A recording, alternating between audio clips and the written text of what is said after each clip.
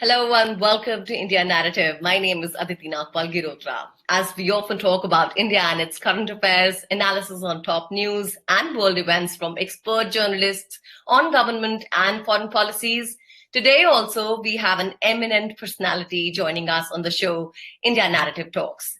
Please welcome Javed Iqbal Shah Sahab. Javed Sahab, a very warm welcome to you. Thanks a lot, Aditi. How are you? Very well, sir. So, sir, I'd give our viewers a brief introduction about you, and then we can go ahead with the interview. So, viewers, let me tell you, Javed Iqbal Shah is a Srinagar and Delhi-based freelancer writer, political analyst, and social activist who has directly and through political back channels contributed to formulation of sensitive political inputs that were crucial to the determination of late Prime Minister Vajpayee's acclaimed Kashmir outlook and policy.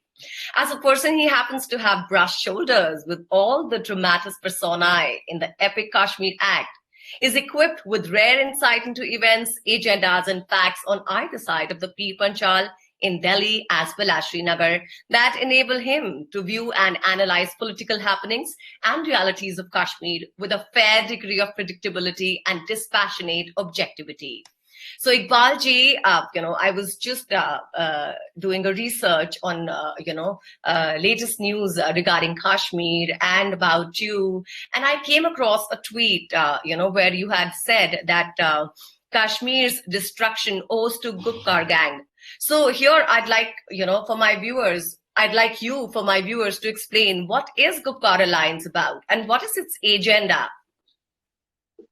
Aditi, this motley crowd that has gotten together today, which calls itself the Gupkar Alliance, they're traditional rivals. In fact, primarily it comprises of the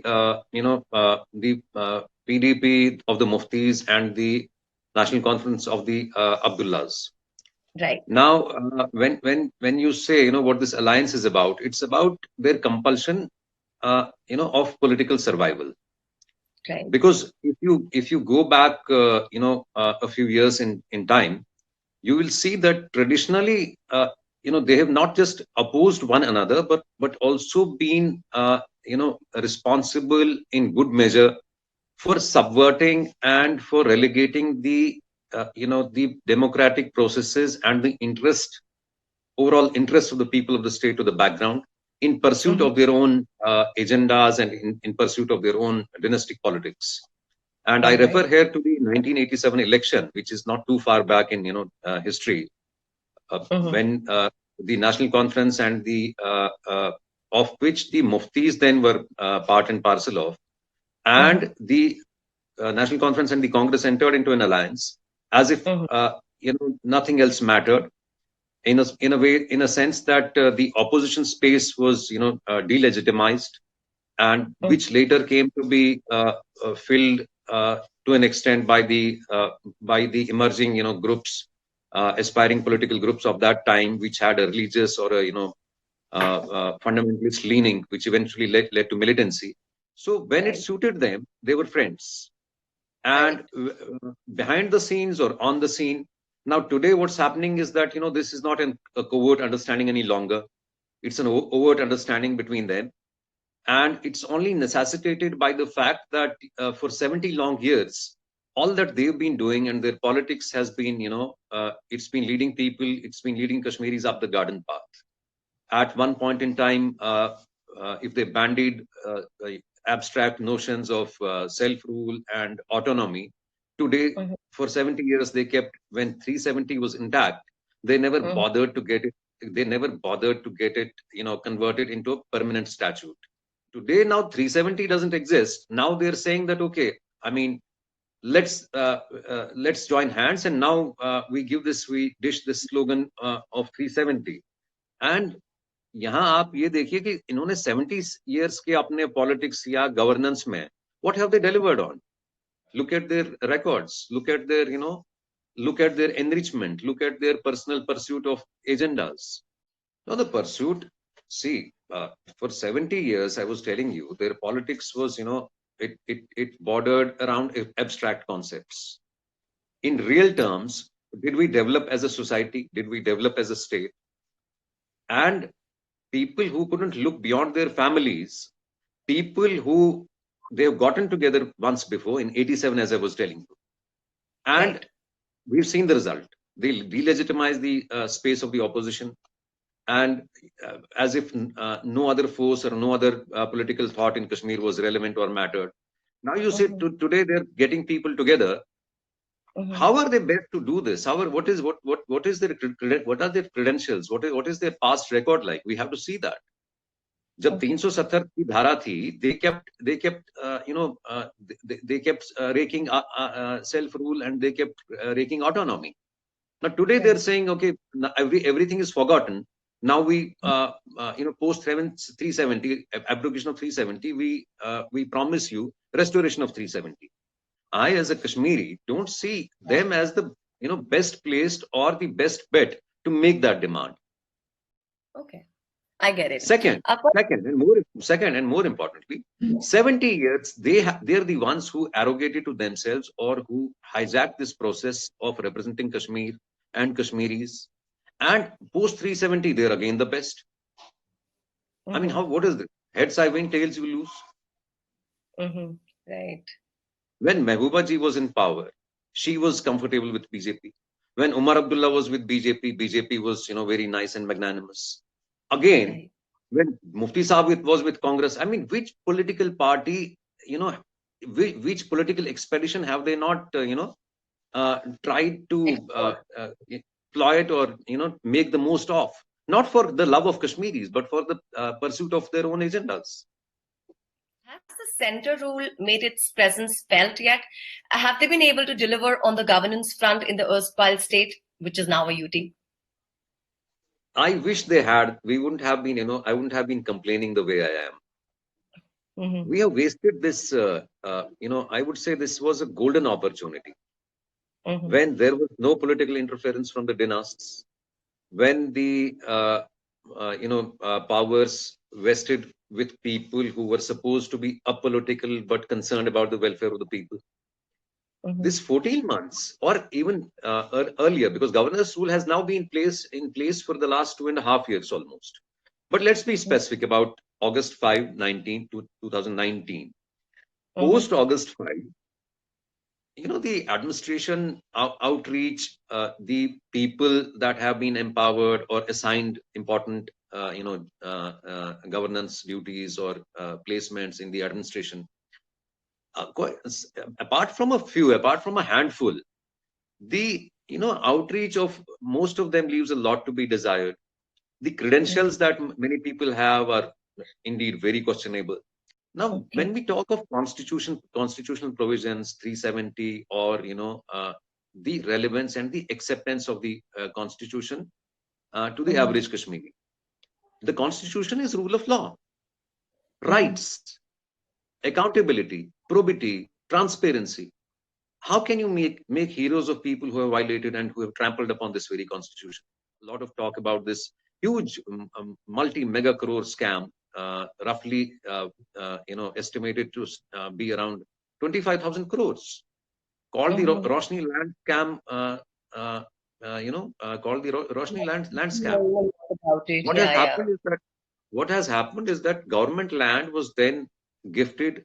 I would say it was gifted because it was sold for a pittance, given to pittance to people who had been in illegal possession of that land. Now, one of these advisors today to the governor is a man whose hands are soiled, and the Anti-Corruption Bureau has indicted him, and the court has charge sheeted him.